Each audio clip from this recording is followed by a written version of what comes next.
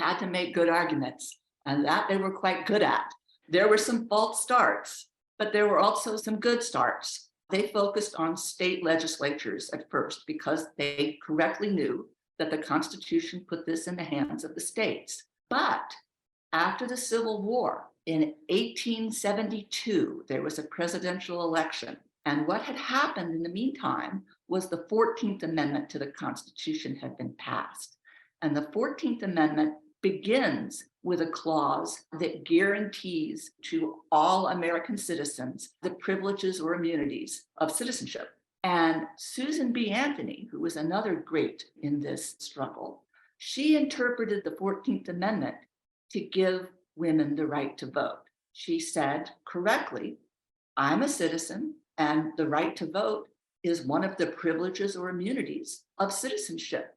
So she decided she was going to march into the polling booth and vote. And she did. And she actually expected they'd try to stop her, and they didn't. So she was surprised at that.